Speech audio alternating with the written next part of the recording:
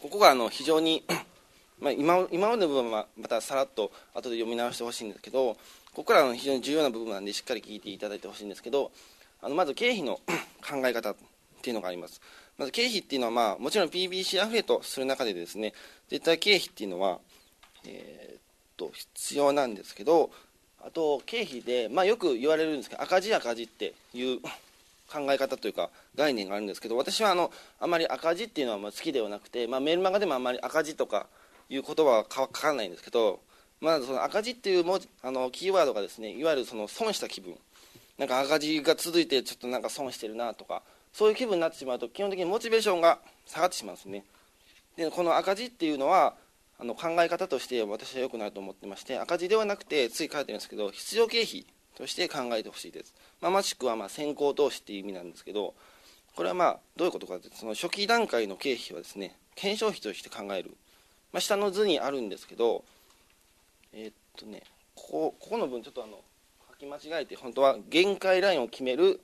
見切り、そして無駄な経費は使う必要ないということです。ちょっと書き直してからちょっと矢印を入れてほしいんですけど、それをこのことを下に分かりやすく図書いたんですけど、まずPBC で商品を出稿する際には、まずこの商品が売れるかどうかっていうところから始めてほしいんですね。で検証が、要は売れるかどうかの検証がスタートします。で商品出稿します。であと限界ラインっていうのは何だっていうのは、後から後半の実践的な時にお話しするんですけど、まずご自身である程度の限界ラインを決めます。そしてそこまでのかかる経費ですね、検証段階の必要経費、ここは赤字ではなくて必要経費として考えてください。だからここまでにかかるお金っていうのは絶対に必要な部分です。商品をまず売れるかどうかっていうために使わなければいけないお金と考えてください。だからこれは決して赤字ではないんです。必要なお金なんで、絶対にいるお金です。でご自身で決めた限界ラインを超えた時点で初めて赤字になるんです。ここは頑張れば削減できます。でもこれを垂れ流ししてどんどん無駄な経費を使うと、いわゆるここが赤字、この限界ラインより向こうの方が実際の赤字になります。ここはご自身の調整でいくらでも削減することができます。しかしその限界ラインまでの必要経費は絶対にいるお金なので、このお金はここの部分は絶対にいるって考えて、その後は赤字っていう、ここはしっかりラインを決めて考え方なんですけど、これは非常に重要ですね。この赤字、ここの部分を赤字、必要経費を赤字って考えてしまうと、正直PPC アフィリエイトはできません。ですからラインを決めて、そのいるお金と削れるお金っていうのをしっかりと考える、ここの考え方をしっかり持っていただきたいと思います。はい、そしてあとその具体的にどうするのかっていうのがあるんですけど、例えるならば、月の予算を決めてから取り組むってことですね。あらかじめ予算を決めることで、先の見えない不安を取り除くと、1日にいくらまでとか月にいくらまでっていうのを最初にご自身の出せる資金内で決めてほしいんです。でその資金内で実践を進めていくと。ですからお金があるというか、資金を出せる人はバンバンやっていくんですけど、あんまり資金ない人はそのできる範囲でいいので、月に1万とか月に3万やったらその範囲内でやっていくっていうのを決めておくと、それ以上かける必要はないので、その精神的にも金銭的にも負担が減ると。これを何も決めないままバンバンやっていくと、お金がどんどん増えていっても精神的にも金銭的にもどんどん負担が増えちゃうので、まずは予算を決めて、その予算内で取り組むことをお勧めします。であと次に書いてるんですけど、予算に応じて取扱商品数も変動すると。多数の商品を扱う必要がある場合、資金もたくさん必要、売れる商品が見つかるまでは複数の商品を扱うことが必要とされるので、資金が少ない場合は利益が出るまでに時間がかかると。利益を出すのは売れる商品ってあるんですけど、要はそうですね、たくさん出稿してまず売れる商品って見つけることが PPC アフィリエイトでは第一条件でやるべきことなんですけど、その際にやっぱりお金はかかってしまうんですね、どうしても。で商品たくさん調べないとダメなのでお金もかかってしまうんですけど、それはよく言われるように、いくらか、例えば月に100個出すのにいくらかかるんですかっていう質問もあるんですけど、たくさん出稿すればするほどお金はたくさんもちろんかかりますけど、そのペースっていうのが資金のない人はもうちょっとずつやっていけばいいですし、資金のある人はドカーンとやったらいいですけれど、結果トータル的に見ると結局は同じ要は時間が早くたくさん出航するか短い時間で出航するかっていうだけの違いで、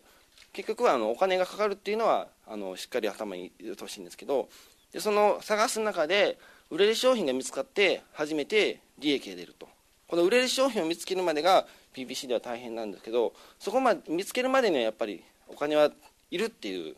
絶対使わなきゃいけないんだなっていう認識は持っておいてほしいと思います。ですからたくさん出航すればお金はかかるっ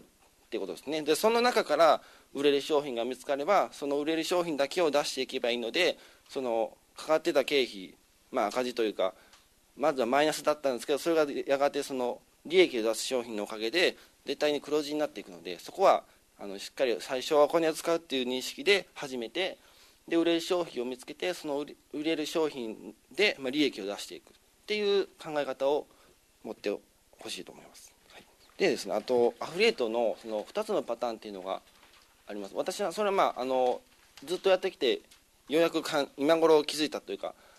後になってだいぶ時間が経ってから気づいたんですけど、2つのやり方があるんだなって気づきました。その2つのパターンの話をするんですけど、まず第一にですね、その流行りトレンドで素早く短期的に売るパターン、私がやっているのはこっちのパターンで、さらに後半でお伝えするのも、この第一のパターンをお伝えするんですけど、このやり方はどういうことかというと、基本的にその商品名、商品の名前を使って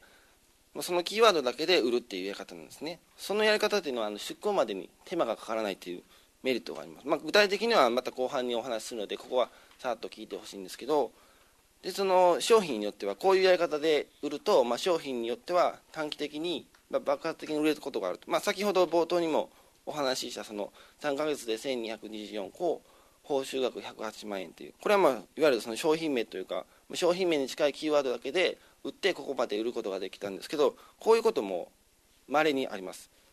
これはもう本当に商品名っていうだけを使ってここまで売ることができました。これっていうのは売れるときにサクッと売って稼ぐと、さっきの売れるときに売るっていう法則のことなんですけど、今売れてるから今売るみたいな、売れるときにサクッと売って稼ぐと、こういう本当に短期的に瞬間的に売るパターンですね。でこういうのはもう本当にシンプルなんで、もうやることも作業も覚えれば全然シンプルなんで、本当手早く稼ぐにはもってこいの手法だと思っています。これも同じようにさっきも言いましたけど、やっぱ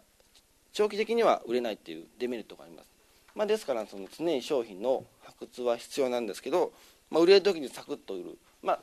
これをやるためにはやっぱりある程度の情報収集はしないとダメなんですけど、